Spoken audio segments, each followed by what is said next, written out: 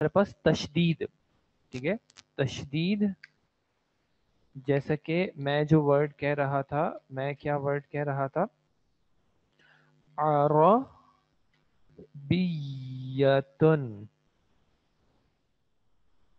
ٹھیک ہے، بلکہ آخر والے اس کو بھی ہم نہیں دیکھ رہے، عربیہ.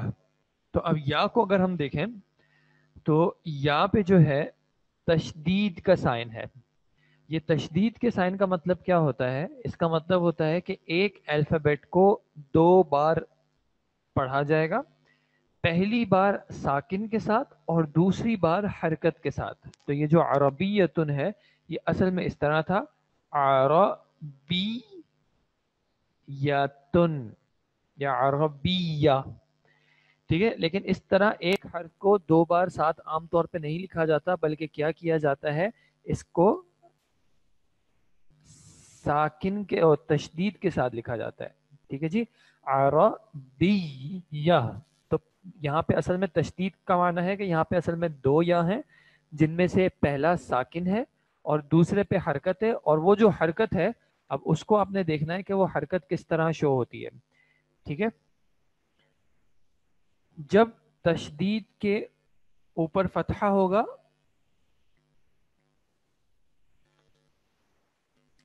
کوئی ہم ورڈ دیکھ لیتے ہیں مثال کے طور پہ کاف، کاف کے اوپر تشدید.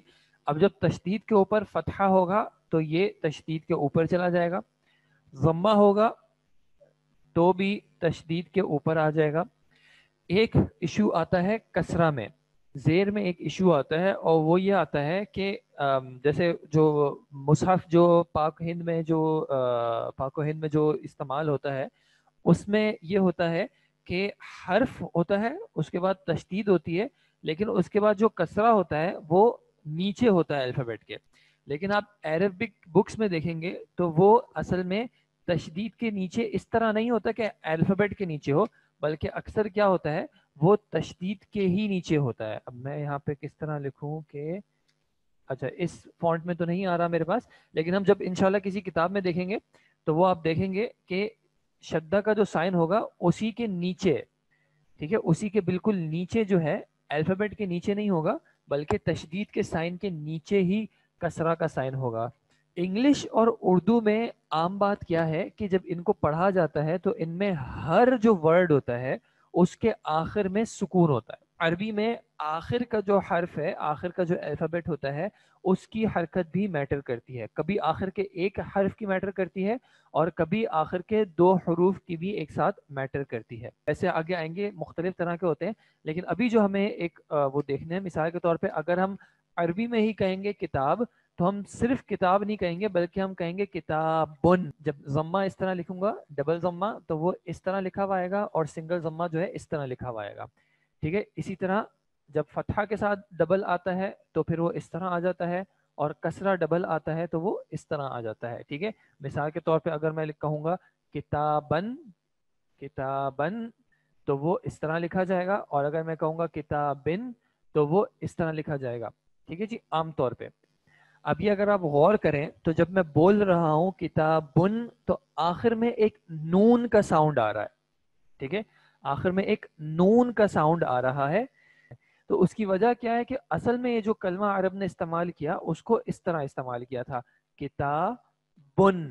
یہ اصل میں انہوں نے آخر میں نون استعمال کیا تھا، لیکن اس نون کو بھی بار بار ریپیٹ کرنے کے بجائے، جس طرح اگر آپ کو یاد ہو ہم نے وویلز کی بات کی تھی جنہوں نے حرکت ساؤنڈ کو ڈائریکشن دینی تھی، وہاں پہ بھی ہم نے بات کی تھی کہ، اور جس طرح تشریح نے بھی بات کی کہ بار بار لکھنے کے بجائے عرب نے اس کا کوئی شارٹ کٹ جو ہے وہ جنریٹ کر لیا. تو اس نون کی جگہ پہ انہوں نے جو شارٹ کٹ جنریٹ کیا اس کا انہوں نے نام رکھا تنوین. ٹھیک ہے جی، تنوین کیا ہے؟ تنوین آخر میں جو کلمہ ہے اس کے آخر میں جو ایک نون کا ساؤنڈ ہے.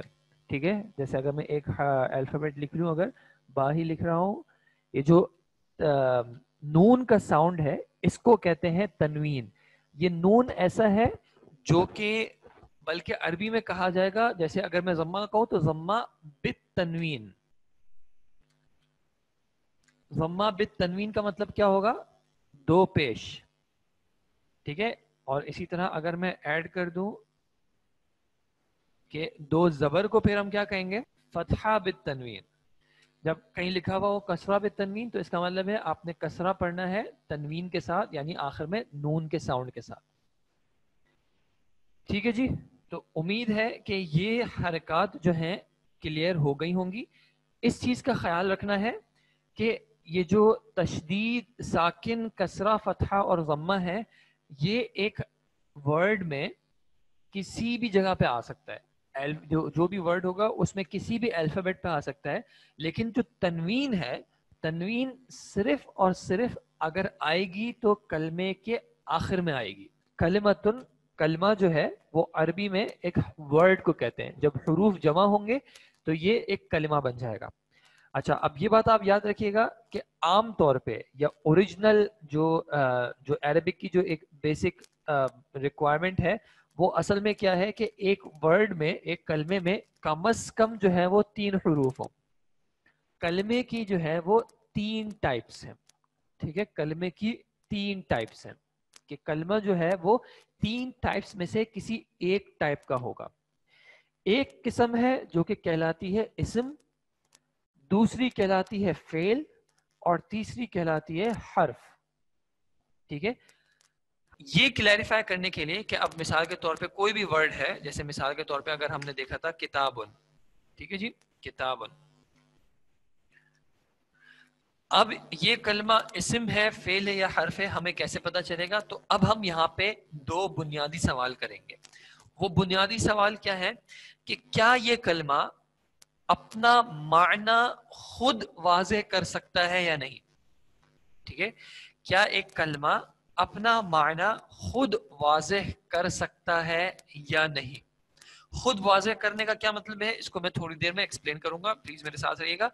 पहला सवाल हम ये करेंगे कि क्या एक कलमा अपना माना खुद वाज़े कर सकता है या नहीं। दूसरा हम सवाल ये करेंगे कि क्या उसके अंदर कोई जमाना पाया जाता है या नहीं, ठीक है जी। एक सवाल ये हो गया कि क्या वो कलमा अपना माना खुद अकेला जब लिखा हुआ है तो वो अपना माना खुद वाज़े कर पा सकता है या नहीं। दूसरा ये कि क्या उस कलमे के अंदर कोई जमाना मौजूद है या नहीं, ठीक है जी। अब मैं इसकी क्लैरिफिकेशन पे जा रहा हूं कि इससे मेरी मुराद क्या है। जब एक शख्स कलमा कहता है किताबुन, तो जब किताबुन कहा तो आपके जहन में एक किताब आ गई, तो इसका मतलब है कि अगर एक कलमा कहने से आपके जहन में उसका कोई माना अज़ खुद जनरेट हो रहा है कि ये कलमा सिर्फ अगर कहा जाए तो एक माना आपके जहन में जनरेट हो जाएगा, तो इसका मतलब है कि ये कलमा अपना माना खुद वाज़ेह कर सकता है, ठीक है। कुछ कलिमात ऐसे होते हैं जो कि अपना माना खुद वाज़ेह नहीं कर पाते, ठीक है। मिसाल के तौर पे अगर मैं कहूं फी, फी का मतलब होता है इन, ठीक है। अगर मैं कहूं फी या इन तो इससे आपके जहन में क्या माना जनरेट हो रहा है? तो अगर मैं कहूं फी तो आपके जहन में कोई चीज क्लियर नहीं हो रही, ठीक है, कि क्या फी का मतलब इन का मतलब क्या। अब क्या है, इसका माना वाजे करने के लिए इस कलमे को किसी और कलमे की मोहताजियत है, यानी ये कलमा अगर किसी और कलमे के साथ आए, मिसाल के तौर पे अगर मैं आपको कहूं फिल मस्जिदी, फी का मतलब है इन, और अब मैंने मस्जिद लगा दिया तो अब मतलब आ गया इन द मॉस कह लें या मस्जिद कह लें फिलहाल, ठीक है, इन द मस्जिद। अब ये इन का माना जो है वो क्लियर हो गया कि मस्जिद के अंदर की बात कर रहे हैं, मस्जिद के बाहर की बात नहीं कर रहे, मस्जिद के साइड की बात नहीं कर रहे, मस्जिद के ऊपर की बात नहीं कर रहे, मस्जिद के नीचे की बात नहीं कर रहे, मस्जिद के जो अंदर है उसकी बात कर रहे हैं, ठीक है जी। तो मतलब क्या हुआ, या मस्जिद अगर आप छोड़ दें, आप जैसे मस्जिद भी ठीक है, अगर एक कलमा अपना माना खुद वाजे नहीं कर सकता अलग से अकेले तो फिर वो कहलाएगा हर्फ। अगर वो कलमा अपना माना खुद वाजे कर सकता है तो फिर हम उससे दूसरा सवाल करेंगे, और वो दूसरा सवाल क्या होगा कि क्या उसके अंदर कोई जमाना पाया जाता है या नहीं। زمانے کا کیا مطلب ہے؟ زمانے سے مراد عام طور پہ 3 چیزیں ہوتی ہیں. تو اگر ایک کلمے کے اندر ان تینوں زمانوں میں سے یا ان تینوں ٹینسز میں سے کوئی ایک ٹینس پایا جائے تو پھر ہمارے اس سوال کا جواب ہوگا کہ ہاں اس کلمے کے اندر زمانہ پایا جاتا ہے. تو اب جیسے ہم نے دیکھا کتابن، کیا کتابن کے اندر کوئی زمانہ موجود ہے؟ کوئی زمانہ موجود نہیں ہے. اسماء کی ایگزامپل دیکھ لیں، مثال کے طور پہ ناسن. ناسن کا کیا مطلب ہے؟ لوگ. جب ناسن بولا تو شخص یا لوگ ذہن میں آ گئے. اسی طرح کلامن، اس کا معنی کلام، جیسے اسپیچ کہتے ہیں. کافرن، اس کا مطلب ایک کافر یا ایک ڈسبلیور، ایک کفر کرنے والا شخص. اسی طرح فیلن، ہاتھی. ان تمام کلمات میں کوئی نہ کوئی معنی جو ہے یہ اپنا معنی خود واضح کر رہے ہیں. فیلن کو الگ سے لکھا ہوا ہے تب بھی سننے والے کے ذہن میں ہاتھی ہی آ رہا ہے. کافرن سے مراد کافر ذہن میں آ رہا ہے. ٹھیک ہے. اور ان سب ایگزامپلز میں کوئی زمانہ نہیں ہے، یعنی ہاتھی کی بات ہم پریزنٹ، پاسٹ یا فیوچر کی نہیں کر رہے، لوگوں کی بات ہم ماضی، حال، مستقبل کی بات نہیں کر رہے، صرف لوگ. تو یہ تمام جو ہے اسماء ہو گئے. اب افعال دیکھ لیں. افعال میں ایگزامپل لکھی ہوئی ہے، فی الحال ہم افعال کی ڈیٹیل میں نہیں جا رہے. فعل جب ہمارا ٹاپک آئے گا تو انشاءاللہ ہم اس کی پوری ڈیٹیل میں جائیں گے. فی الحال ہم ڈسکس کر رہے ہیں، جیسے مثال کے طور پہ ایگزامپل ہے عطا. عطا کا مطلب اگر آپ دیکھیں، میں ذرا سا زوم کر دیتا ہوں. عطا کا مطلب کیا لکھا ہوا ہے؟ وہ ایک مرد آیا. اب دیکھیں جب یہ آیا کہہ رہے ہیں، اس کا معنی ہے کہ اس میں ایک آنے کا معنی ہے، لیکن ساتھ ساتھ اس کے اندر ایک زمانہ ہے کہ یہ ماضی کی بات ہو رہی ہے، کہ وہ ابھی نہیں آیا، وہ پہلے آ چکا ہے، بولنے سے پہلے وہ آ گیا ہے. ٹھیک ہے.